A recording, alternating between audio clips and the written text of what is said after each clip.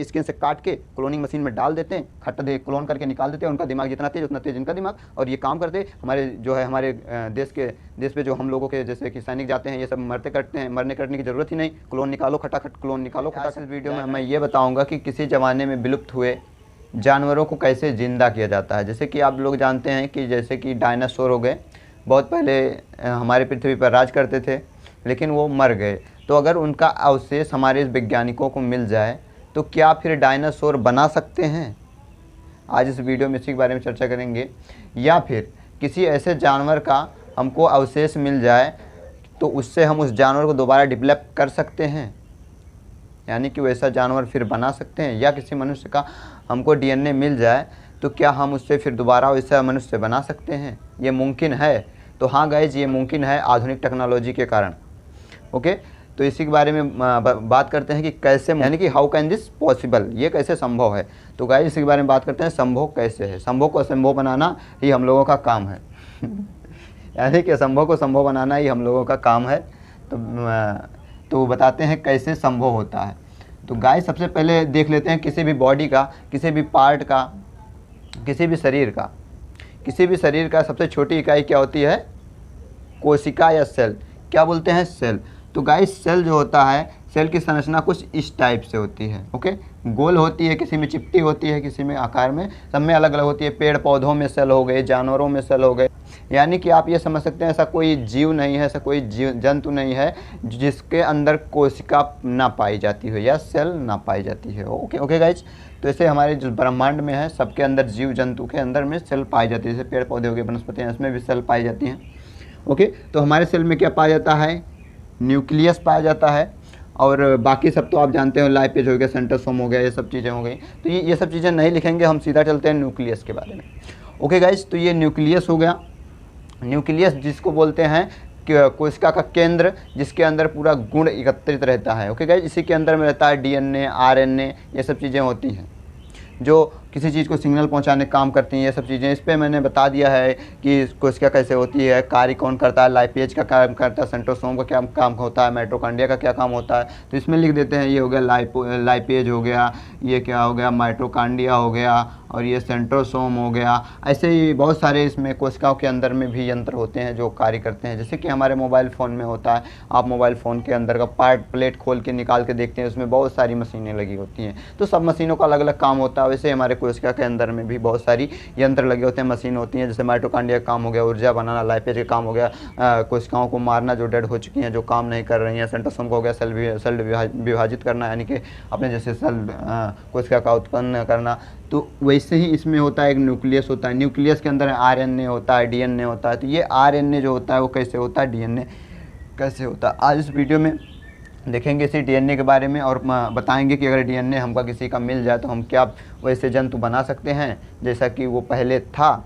Okay guys, तो RNA ये हो गया। तो आरएनए, डीएनए, तो इसी न्यूक्लियस के अंदर में होता है क्या? क्रोमोसोम। क्या होता है? क्रोमोसोम। क्या होता है? क्रोमोसोम। क्रोमोसोम क्या होता है? क्रोमोसोम होता है किसमें? इसी डीएनए के अंदर में गाइज। तो डीएनए न्यूक्लियस के अंदर में होता है, किसमें? न्यूक्लियस के अंदर में होता है क्रोमोसोम। जो होता है वो एक्स के फॉर्म में होता है, जहाँ पे होता है हमेशा पेयर में होता है। कैसे में होता है? पेयर में होता है ये। ओके गाइज, ये हमेशा पेयर में होता है, जोड़े में होता है। उसी में से हमने एक को उठा के रख लिया है यहाँ पे। अब गाइज इसी के अंदर मैं आपको बताऊंगा डीएनए की संरचना कैसे होती है।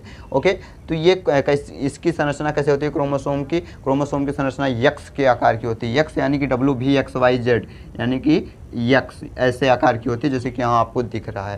तो यक्स के आकार की होती है। अगर लेकिन अब इसके अंदर डीएनए कहाँ होता है गाइज? तो डीएनए ऐसे इसी में भरा होता है। जो यहाँ पे होता है ना, इसे द्विगुणित डीएनए होता है। क्या होता है? द्विगुणित डीएनए से पूरा भरा होता है। अब आप डीएनए को देखोगे कैसे?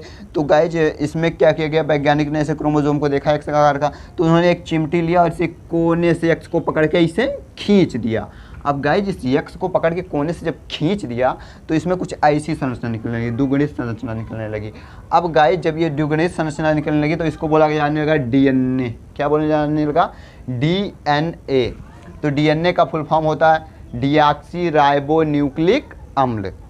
क्या होता है इसका फुल फॉर्म, आप इसका फुल फॉर्म देख लीजिए डीएनए का, डीऑक्सी राइबो न्यूक्लिक अम्ल। ओके गाइज, तो अब बात करते हैं जो इसके अंदर में ये जो यहाँ पे स्टिप होती हैं ये किस एंजाइम से मिलके बना होता है, किस विटामिन या किस एंजाइम से मिलके बना होता है जो ये डीएनए होता है। गाइज इसको बोलते हैं एटीजीसी। क्या बोलते हैं, एटीजीसी। अब एटीजीसी क्या होता है, एटीजीसी का फुल फॉर्म क्या होता है गाइज, तो ये एंजाइम जो होती है ये एक प्रकार की प्रोटीन होती है, नॉट एंजाइम होती है, क्या होती है, प्रोटीन होती है।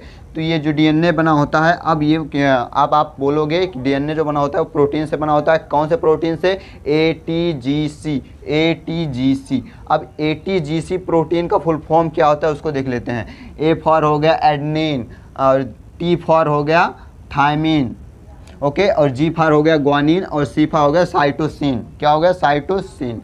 तो गाइज अब आप क्वेश्चन यहीं पे उठेगा कि एटीजीसी का फुल फॉर्म क्या होता है, या डीएनए के अंदर में पाए जाने वाले प्रोटीन का फुल फॉर्म क्या होता है। ओके गाइज, तो यहाँ पे देखिए एटीजीसी का फुल फॉर्म हो गया एडेनिन, थायमिन, और जी से ग्वानिन और साइटोसिन, ये हो गया एटीजीसी का फुल फॉर्म। अब बात करते हैं, एक क्वेश्चन ये उठता है कि डीएनए किस चीज़ से बना होता है। डीएनए गाइज बना होता है प्रोटीन से, किससे, प्रोटीन से बना होता है। अब गाइज देख लीजिए यहाँ पे एटीजीसी कैसे समन्वय रहता है, कैसे आपस में जुड़े रहते हैं गाइज। तो एक ए जुड़ेगा, फिर टी जुड़ेगा, फिर जी जुड़ेगा, फिर सी जुड़ेगा। तो ऐसे करके एक प्रक्रिया होती रहती गाइज। अब इसी के अंदर में होता पैतृक गुण और कलर और ऐसा सब, मतलब कि जितने भी हमारे बॉडी की संरचना होती है सब इसी के अंदर में होती है, सब इसी के अंदर में होती है। इसीलिए कहते हैं कि जो है पीढ़ी दर पीढ़ी ट्रांसफ़र होता है। जैसे कि आप देखते हैं ना, गाय का बच्चा हो गया तो गाय जैसा ही रहेगा, भैंस का बच्चा भैंस जैसा रहेगा। ये तो है नहीं कि भैंस का बच्चा गाय जैसा रहेगा, नहीं रहेगा। क्यों नहीं रहेगा, क्योंकि उसमें पैतृक गुण जाता है। पैतृक गुण जो होता है इसी डीएनए के अंदर में होता है। ओके, अब जान गए, कुत्ते का बच्चा कुत्ते जैसा होता है, सूअर का बच्चा सूअर जैसा नहीं होता। अब गाइज इसी के अंदर में क्या किया जाता है कि जब कोई जंतु का अवशेष मिलता है तो कैसे उसको फिर से बनाया जाता है गाइज। तो यहाँ पे देखिए इस डीएनए के अंदर को और जब खींचते हैं तो इसके अंदर बहुत सारी स्टिपें मिलती हैं, बहुत सारे केमिकल्स मिलते हैं, हर एक चीज़ के लिए उत्तरदायी होती हैं। उत्तरदायी यानी कि जैसे कि हमारे नाक की संरचना कैसी होनी चाहिए, ओके, आँख हमारी नीली चाहिए, काली चाहिए, भूरी चाहिए, हमारे बाल ब्लैक होने चाहिए कि नहीं होने चाहिए, भूरा चाहिए, कुंगराले होने चाहिए, ये सब चीज़ें संरचना कौन सी होती है, इसी में डीएनए के अंदर होती है। जब डीएनए को और लंबा खींचते हैं तो वहाँ पे दिखाई देती है। तो गाइज इस पर मैंने एक वीडियो बनाया है कि हाइब्रिड कैसे बनाया जाता है, हाइब्रिड बीज कैसे बनाया जाता है। तो हमने वहाँ पे एग्जांपल दिया था करेले और लौकी का एग्जांपल देके हमने हाइब्रिड करेला बनाया था। ओके गाइज, तो वो वीडियो आई बटन पे दिख रही होगी, उस पर आप क्लिक करके पूरी वीडियो देख लेना, नहीं तो एंड स्क्रीन पे आपको वीडियो मिल जाएगी। अब बात करते हैं, अगर किसी जानवर का, मृत जानवर का हमें अवशेष मिल जाता है तो कैसे हम उसको जो है फिर से जनरेट करते हैं, उसकी संरचना बनाते हैं। गाइज उसमें हम क्या करते हैं, उस जो अवशेष मिला होता है, अवशेष में मतलब जानते हैं सबसे देर में क्या चीज़ गलती है किसी जानवर की, वो होती है हड्डी। क्या होती है, बोन। क्या होती है, बोन। अब गाइज इसी बोन को लेके, बोन से एक कोशिका तोड़ के उसके डीएनए निकाल के उसमें से राइबोसोम निकाला जाता है। ओके, क्रोमोसोम के अंदर में राइबोसोम होता है, ये सब चीज़ें निकाली रहती है। तो यहाँ पे गाइज यहाँ पे जब डीएनए निकाला जाता है एक, उसके अंदर से वहाँ पे उस संरचना को देखा जाता है, और उसके बाद में जो इस जानवर से, जो यहाँ पे डेड मिली है, हड्डी मिली है, जो उससे बिलोंग करता है जानवर, उसकी प्रजाति में आता है, उसकी कैटेगरी में आता है, उसी का स्पर्म लेके वहाँ पे उसके डीएनए में छेड़खानी करके इसके डीएनए को उसमें घुसा के उसके बाद में उस पर संकरण करा दिया जाता है, निषेचन करा दिया जाता है। जैसे कि एग्जांपल फॉर मैं आपको देता हूँ जर्सी गाय।